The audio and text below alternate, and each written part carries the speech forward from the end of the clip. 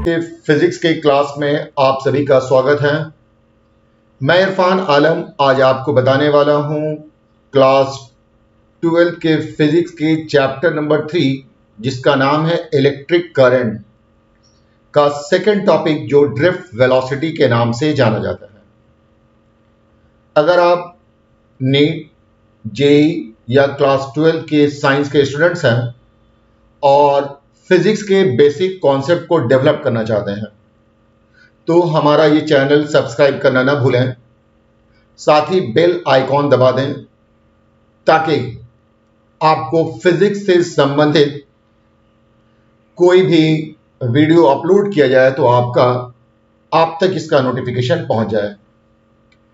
Basic concept को develop करने के लिए ये बेस्ट चैनल माना गया है, तो आप इसे सब्सक्राइब करना ना भूलें। तो आइए आज मैं आपको शुरुआत करवाता हूं ड्रिफ्ट वेलोसिटी से। ड्रिफ्ट वेलोसिटी समझने के लिए हम लोगों को इलेक्ट्रॉन्स के बारे में समझना होगा। किसी मेटल सरफेस के अंदर दो तरह के इलेक्ट्रॉन्स होते हैं। एक इलेक्ट्रॉन्स को कहा जाता है बाउंड इलेक्ट्रॉन्स और दूसरे इलेक्ट्रॉन्स को कहा जाता है फ्री इलेक्ट्रॉन्स। तो आइए एक बार हम लोग समझने की कोशिश करते हैं कि ये बाउंड इलेक्ट्रॉन्स क्या है और फ्री इलेक्ट्रॉन्स किसे कहते हैं। सपोज कीजिए कि ये हमारे पास एक बॉडी है। कोई भी बॉडी एटम से मिलकर बना होता है और atom mainly 3 types of particles से बने होते हैं। ये एक बॉडी है और ये body large number of atom से मिलकर बना होता है और हर एक atom mainly 3 types of particle से बने होते हैं। ये particle electrons, protons and neutrons के नाम से जाने जाते हैं। प्रोटॉन्स एंड न्यूट्रॉन्स ये एटम के बीच में होता है जिसे हम लोग न्यूक्लियस कहते हैं और ये इलेक्ट्रॉन न्यूक्लियस के चारों तरफ डिफरेंट ऑर्बिट में रिवॉल्व करते रहते हैं। न्यूक्लियस के पास पॉजिटिव चार्ज होता है और इलेक्ट्रॉन के पास नेगेटिव चार्ज होता है। जो इलेक्ट्रॉन न्यूक्लियस के करीब होते हैं तो न्यूक्लियस और उस इलेक्ट्रॉन के बीच में एक स्ट्रॉन्ग इलेक्ट्रोस्टैटिक फोर्स काम करता है, जिस फोर्स के वजह कर इलेक्ट्रॉन न्यूक्लियस के साथ टाइटली बाउंड रहते हैं और एक जगह से दूसरे जगह मूव नहीं करते हैं। इन्हीं इलेक्ट्रॉन्स को फ्री इलेक्ट्रॉन्स के नाम से जाना जाता है। फिर से जान लें, कोई भी atom mainly 3 types of particles का बना होता है। इन पार्टिकल्स का नाम है electron, proton and neutron. Proton positively charge होता है, न्यूट्रॉन इलेक्ट्रिकली न्यूट्रल होता है। ये प्रोटॉन और न्यूट्रॉन एटम के बीच में होते हैं जिसका नाम है nucleus. Electron negatively charge particle है। ये न्यूक्लियस के चारों तरफ रिवॉल्व करता रहता है डिफरेंट ऑर्बिट में। जो इलेक्ट्रॉन न्यूक्लियस के करीब होते हैं वो इलेक्ट्रॉन और न्यूक्लियस के बीच में एक स्ट्रॉन्ग इलेक्ट्रोस्टैटिक फोर्स काम करता है, जिस फोर्स के वजह कर न्यूक्लियस के करीब वाले इलेक्ट्रॉन न्यूक्लियस के साथ टाइटली बाउंड रहते हैं और ये फ्रीली मूव नहीं करते हैं। ऐसे इलेक्ट्रॉन्स को कहा जाता है बाउंड इलेक्ट्रॉन्स। तो मैंने बता दिया, the electrons that are bounded tightly with the nucleus and can not move freely are called bound electrons. ये इलेक्ट्रॉन्स बाउंड इलेक्ट्रॉन्स के नाम से जाने जाते हैं। लेकिन जो इलेक्ट्रॉन आउटर मोस्ट ऑर्बिट में मौजूद होते हैं, ये इलेक्ट्रॉन न्यूक्लियस के साथ लूजली बाउंड रहते हैं और रूम टेम्परेचर पे ये न्यूक्लियस को छोड़कर बाहर निकल जाते हैं। ये इलेक्ट्रॉन्स मेटल सरफेस के अंदर एक जगह से दूसरे जगह ये रैंडमली मूव करते रहते हैं। ऐसे इलेक्ट्रॉन्स को कहा जाता है फ्री इलेक्ट्रॉन्स। तो वो इलेक्ट्रॉन्स जो कि न्यूक्लियस से फ्री हो जाते हैं और मेटल सरफेस के अंदर एक जगह से दूसरी जगह रैंडमली मूव करते हैं, ऐसे इलेक्ट्रॉन्स को कहा जाता है फ्री इलेक्ट्रॉन्स। मैंने डिफाइन कर दिया है, the electrons that are free from nucleus and can move randomly within the metal surface are called free electrons. Metallic conductor से इलेक्ट्रिक करंट इसी फ्री इलेक्ट्रॉन्स के कारण होता है। मतलब ये फ्री इलेक्ट्रॉन्स रिस्पॉन्सिबल है for conduction of electricity through metallic conductor. इस वजह कर इन इलेक्ट्रॉन्स का नाम कंडक्शन इलेक्ट्रॉन्स भी दिया गया है। These electrons are responsible for conduction of electricity through metallic conductors. So they are also called conduction electrons. तो मेटल सरफेस के अंदर दो तरह के इलेक्ट्रॉन हो गए, बाउंड इलेक्ट्रॉन और फ्री इलेक्ट्रॉन्स। जो इलेक्ट्रॉन्स टाइटली बाउंड होंगे वो बाउंड इलेक्ट्रॉन्स, जो मेटल सरफेस जो न्यूक्लियस से फ्री हो जाएंगे वो फ्री इलेक्ट्रॉन कहलाएंगे। आइए अब हम लोग देखते हैं अलग अलग मटेरियल में नंबर ऑफ फ्री इलेक्ट्रॉन्स अलग अलग होते हैं। अलग अलग मटेरियल में फ्री इलेक्ट्रॉन्स का पॉपुलेशन अलग अलग होता है। मान लिया जाए कि ये कोई एक मटेरियल है और इसका स्लैब लिया गया है, इसमें total number of free electrons वो n है और इसका वॉल्यूम ये V है। तो आप देखेंगे V वॉल्यूम में total number of electrons n है, तो 1 वॉल्यूम में टोटल नंबर ऑफ इलेक्ट्रॉन्स हो जाएंगे n/V। इसे कहा जाता है number of conduction electrons per unit volume. फिर से जान लें, ये कहलाएगा number of conduction electrons per unit volume और इसे स्मॉल n से लिखा जाता है। तो ये आप देखेंगे स्मॉल n, इसको कहा जाता है density of conduction electrons. Total number of conduction electrons per unit volume of a material is called density of conduction electrons और इसे स्मॉल n के जरिए लिखा जाता है। तो हमने यहां पर डिफाइन कर दिया है density of conduction electrons. Total number of conduction electrons present per unit volume of a material is called density of conduction electrons। आइए आपको एक सरफेस दिखाया गया है जिसमें कैपिटल N ये total number of conduction electrons को रिप्रेजेंट करता है। मान लिया जाए कि इस मटेरियल में total number of conduction electrons n है और इस मटेरियल का वॉल्यूम V है, तो n total number of electrons in volume V और n है डेंसिटी ऑफ कंडक्शन इलेक्ट्रॉन, तो n को लिखते हैं n/V। ये कहलाता है डेंसिटी ऑफ कंडक्शन इलेक्ट्रॉन। तो डेंसिटी ऑफ कंडक्शन इलेक्ट्रॉन्स का फॉर्मूला हो गया total number of electrons divided by volume of material. तो अभी तक हमने 3 चीजों को आपको बता दिया है। पहला है बाउंड इलेक्ट्रॉन्स के बारे में, दूसरा है फ्री इलेक्ट्रॉन्स के बारे में और तीसरा है डेंसिटी ऑफ कंडक्शन इलेक्ट्रॉन्स के बारे में। आइए अब हम लोग समझते हैं ये जो कंडक्शन इलेक्ट्रॉन है अलग अलग मटेरियल में डेंसिटी ऑफ कंडक्शन इलेक्ट्रॉन अलग अलग होता है। मेटेलिक कंडक्टर के बारे में बताया गया है, metallic conductor has high density of conduction electron. जब आप मेटेलिक कंडक्टर में जाएंगे तो इसमें डेंसिटी ऑफ कंडक्शन इलेक्ट्रॉन बहुत हाई होता है और इसका वैल्यू 1 × 10⁻23 इलेक्ट्रॉन्स पर क्यूबिक मीटर से लेकर के 1 × 10⁻28 इलेक्ट्रॉन्स पर क्यूबिक मीटर तक पाया जाता है। मतलब मेटेलिक कंडक्टर में कंडक्शन इलेक्ट्रॉन की डेंसिटी 10⁻23 इलेक्ट्रॉन से लेकर के 10⁻28 इलेक्ट्रॉन्स तक होता है।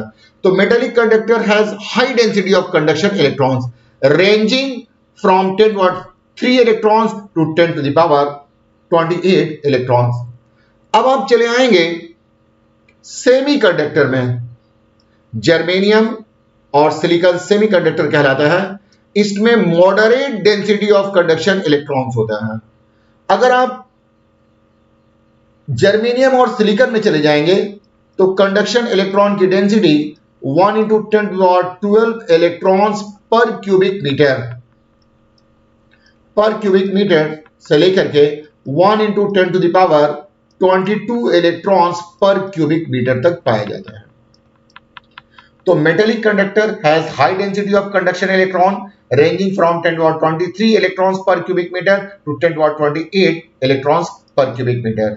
Semiconductor has moderate density of conduction electron ranging from 1 × 10⁻12 electrons per cubic meter to 1 × 10⁻22 electrons per cubic meter. लेकिन जब इंसुलेटर्स की बात की जाए, जैसे ग्लास है, माइका है, वुड है, इसमें कंडक्शन इलेक्ट्रॉन की डेंसिटी की बात की जाए तो इसमें 10⁻2 से लेकर के 10⁻11 इलेक्ट्रॉन्स पर क्यूबिक मीटर तक पाया जाता है। इलेक्ट्रॉन्स पर क्यूबिक मीटर टू 1 × 10⁻12 इलेक्ट्रॉन्स या 11 कहें 11 इलेक्ट्रॉन्स पर क्यूबिक मीटर। तो metallic conductor has high density of conduction electrons ranging from 10⁻23 electrons पर क्यूबिक मीटर टू 10⁻28 इलेक्ट्रॉन्स पर cubic metre. Semiconductor has moderate density of conduction electrons ranging from 10⁻12 electrons to 10⁻22 electrons. Insulator has low density of conduction electrons और ये range करता है from 10⁻2 electrons per cubic meter to 10⁻11 electrons per cubic meter. ये conduction electron लगातार metallic surface के अंदर move करते रहते हैं। आपने पढ़ा है कि जब इलेक्ट्रॉन मोशन करता रहता है तो इसके कारण इलेक्ट्रिक करंट उत्पन्न होता है। इलेक्ट्रॉन के मोशन के कारण इलेक्ट्रिक करंट उत्पन्न होता है। तो चूंकि मेटेलिक कंडक्टर में बहुत सारे फ्री इलेक्ट्रॉन्स होते हैं और ये फ्री इलेक्ट्रॉन्स रैंडमली एक जगह से दूसरी जगह मूव करते रहते हैं, क्योंकि लार्ज नंबर ऑफ इलेक्ट्रॉन्स होते हैं, लार्ज नंबर ऑफ इलेक्ट्रॉन्स का मोशन हो रहा है, इसके कारण हम लोगों को इलेक्ट्रिक करंट मिलना चाहिए। मतलब अगर हम लोग किसी मेटेलिक कंडक्टर को टच करें तो हम लोगों को इलेक्ट्रिक करंट का एक शॉक लगना चाहिए, लेकिन ऐसा शॉक हम लोगों को महसूस नहीं होता है। अब सवाल ये पैदा होता है, इलेक्ट्रॉन मूव कर रहा है, मूव करने से इलेक्ट्रिक करंट प्रोड्यूस होगा, इस इलेक्ट्रिक करंट के कारण कंडक्टर को टच करने पर शॉक लगेगा, लेकिन ऐसा नहीं होता है। तो ऐसा क्यों? तो वजह यह है कि मेटेलिक कंडक्टर में कंडक्शन इलेक्ट्रॉन की डेंसिटी बहुत ज्यादा होती है और ये इलेक्ट्रॉन रैंडमली एक जगह से दूसरी जगह मूव करते रहते हैं।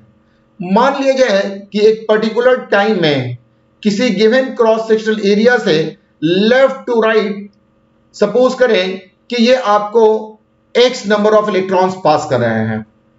किसी गिवन क्रॉस सेक्शनल एरिया से एक गिवन टाइम में एक पर्टिकुलर डायरेक्शन में x इलेक्ट्रॉन पास कर रहा है, तो उसी क्रॉस सेक्शनल एरिया से उतने ही टाइम में उसके ऑपोजिट डायरेक्शन में भी x इलेक्ट्रॉन पास करेगा। मतलब जितना इलेक्ट्रॉन राइट साइड में पास करेगा उतना ही इलेक्ट्रॉन लेफ्ट साइड में पास करेगा।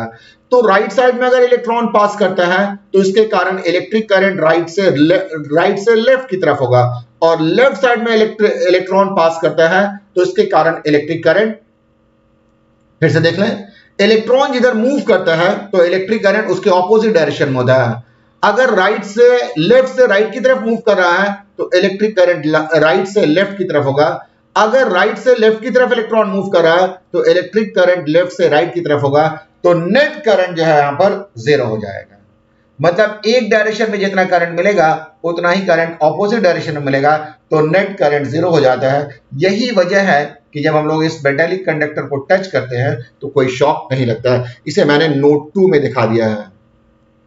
Conduction electrons in metallic conductor are continuously in motion, still we do not get any electric current.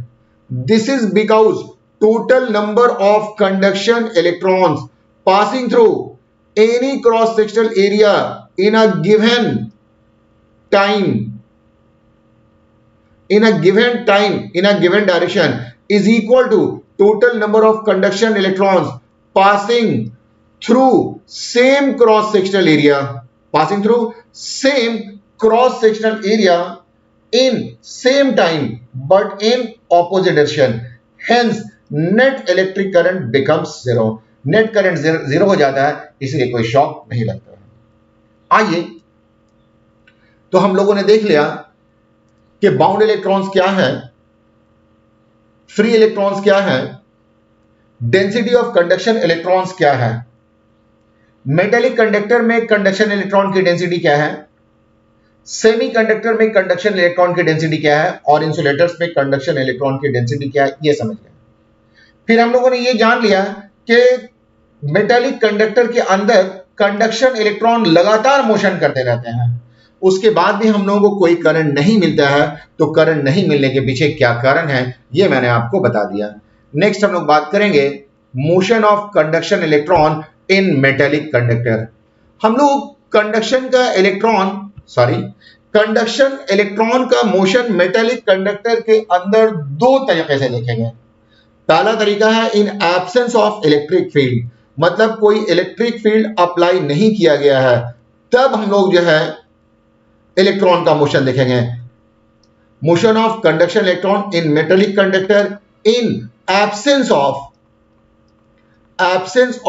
Electric field, एक बार ये देखेंगे और एक बार हम लोग देखेंगे इन प्रेजेंस ऑफ इलेक्ट्रिक फील्ड।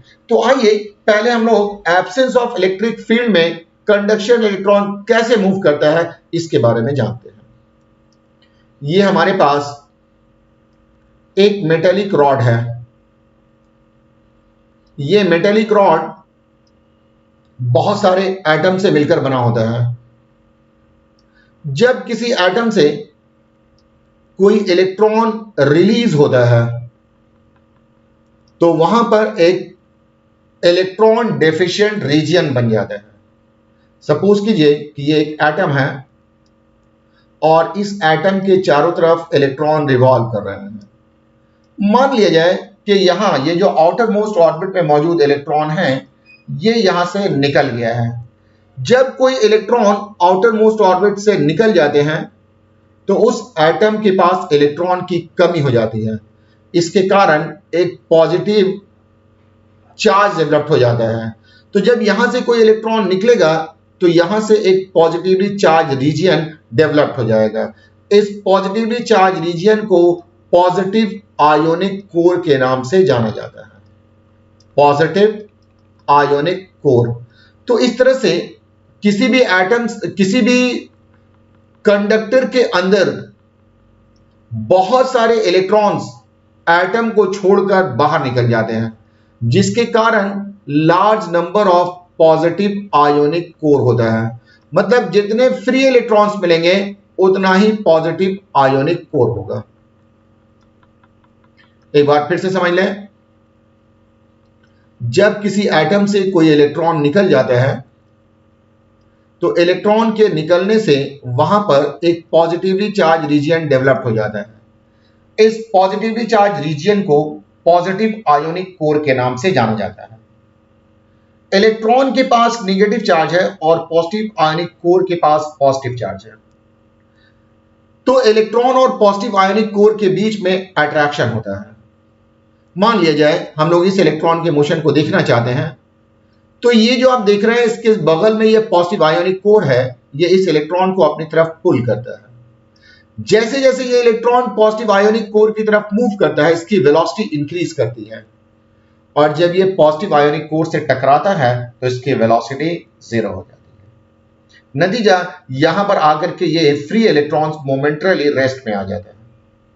फिर थर्मल एनर्जी के कारण ये फ्री इलेक्ट्रॉन्स फिर से इस मेटल सरफेस से निकलता है और इस बार किसी दूसरे पॉजिटिव आयोनिक कोर की तरफ मूव करता है। इस बार मान लिया जाए कि वो इस पॉजिटिव आयोनिक कोर की तरफ मूव किया है। उसी तरह से फिर किसी तीसरे पॉजिटिव आयोनिक कोर की तरफ मूव करेगा, फिर चौथे पॉजिटिव आयोनिक कोर की तरफ मूव करेगा, फिर इधर मूव करेगा, फिर इधर मूव करेगा, फिर इधर मूव करेगा, फिर इधर मूव करेगा, इधर मूव करेगा। मतलब ये इलेक्ट्रॉन रैंडमली एक जगह से दूसरी जगह मूव करते रहते हैं। तो अगर हम लोग कोई इलेक्ट्रिक फील्ड नहीं अप्लाई करें तो ये इलेक्ट्रॉन मेटल सरफेस के अंदर एक जगह से दूसरे जगह रैंडमली मूव करता है। लेकिन अगर हम लोग इस मेटल सरफेस में कोई इलेक्ट्रिक फील्ड अप्लाई कर देते हैं, मतलब इसके लेफ्ट एंड पर नेगेटिव पोटेंशियल और राइट एंड पर पॉजिटिव पोटेंशियल अप्लाई करते हैं, तो अब इलेक्ट्रॉन जिस तरह से पहले रैंडम मोशन कर रहा था, अब इलेक्ट्रॉन उस तरह का रैंडम मोशन नहीं करेगा। अब इलेक्ट्रॉन का मोशन कुछ और हो जाएगा। जैसे मान लिया जाए कि एक इलेक्ट्रॉन यहां पर था, तो ये इलेक्ट्रॉन यहां से पहले इसके पास आया, इस पॉजिटिव आयोनिक कोर के पास, फिर यहां से किसी दूसरे पॉजिटिव आयोनिक कोर की तरफ गया, फिर यहां पे आया, फिर ये इस पॉजिटिव आयोनिक कोर की तरफ गया, फिर यहां पे आया, फिर यहां पे आया, और इस तरह से ये यहां पर आ जाएगा और आगे की तरफ बढ़ता जाएगा। अगर इस बार आप देखेंगे, इससे पहले इलेक्ट्रॉन रैंडमली मूव कर रहा था, मतलब इलेक्ट्रॉन का मोशन अप भी हो रहा था, डाउन भी हो रहा था, फॉरवर्ड भी हो रहा था, बैकवर्ड भी हो रहा था। लेकिन जब आपने लेफ्ट साइड में पॉजिटिव पोटेंशियल अप्लाई कर दिया और लेफ्ट साइड में नेगेटिव पोटेंशियल अप्लाई कर दिया और राइट साइड में पॉजिटिव पोटेंशियल अप्लाई कर दिया, मतलब आपने एक इलेक्ट्रिक फील्ड अप्लाई कर दिया, और इलेक्ट्रिक फील्ड का डायरेक्शन होता है पॉजिटिव चार्ज से नेगेटिव चार्ज की तरफ। तो आप इलेक्ट्रिक फील्ड अप्लाई कर दिया, तो अब ये फ्री इलेक्ट्रॉन्स रैंडमली मूव नहीं कर रहा है, बल्कि ये इलेक्ट्रॉन्स एक पर्टिकुलर डायरेक्शन में मूव कर रहा है। और किधर मूव कर रहा है? पॉजिटिव एंड ऑफ कंडक्टर की तरफ मूव कर रहा है। ये इलेक्ट्रॉन एक बार यहां पर आया, यहां पर आया, यहां पर आया, यहां पर आया, यहां पर आया, लेकिन इस सारे मोशन में इलेक्ट्रॉन हमेशा इस पॉजिटिव एंड को अप्रोच कर रहा है। तो एब्सेंस ऑफ इलेक्ट्रिक फील्ड में इलेक्ट्रॉन रैंडमली मूव करता है, और प्रेजेंस ऑफ इलेक्ट्रिक फील्ड में electron positive end of conductor की तरफ मूव करता है, मतलब इलेक्ट्रिक फील्ड के ऑपोजिट डायरेक्शन में मूव करता है। तो ये था motion of conduction electron in absence of electric field, और ये था motion of conduction electron in presence of electric field. अब electron positive end of conductor की तरफ कुछ वेलोसिटी से मूव करता है। जितने वेलोसिटी से मूव करते हैं, उसी वेलोसिटी को कहा जाता है ड्रिफ्ट वेलोसिटी। तो मैंने डिफाइन कर दिया है, the average velocity with which conduction electrons are drifted towards positive end of metallic conductor is called drift velocity। drift के मतलब होता है रुक रुक करके बढ़ना। एक बार इलेक्ट्रॉन पॉजिटिव आयोनिक कोर से टकराया, फिर यहां पर रुक गया, फिर यहां से निकला, फिर दूसरे पॉजिटिव आयोनिक कोर से टकराया, फिर ये आपको स्टॉप हो गया, फिर यहां से गया, फिर यहां से गया।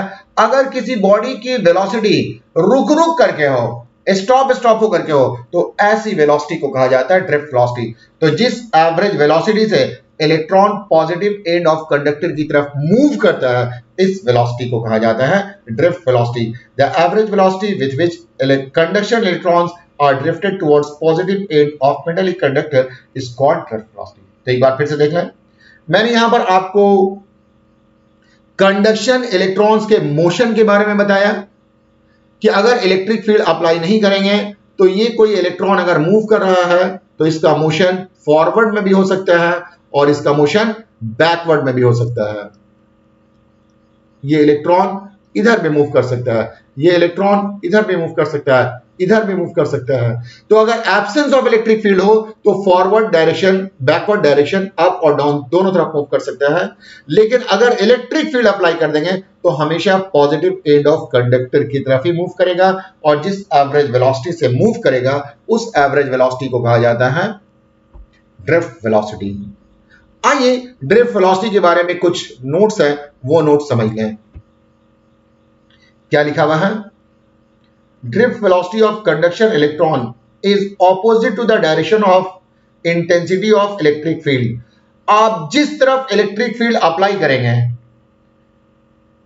इलेक्ट्रॉन उसके ऑपोजिट डायरेक्शन में ही मूव करेगा।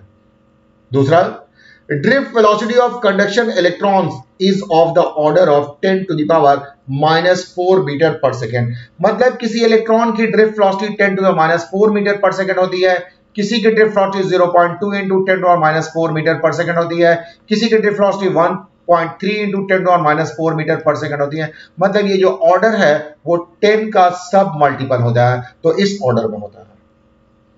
तो आपने समझ लिया ड्रिफ्ट वेलोसिटी क्या है। नेक्स्ट हम लोग बात करेंगे, आगे हम लोग बात करने वाले हैं एक टर्म है जिसका नाम है रिलैक्सेशन टाइम। ये वर्ड रिलैक्स से बना है, रिलैक्स के मतलब होता है आराम का समय।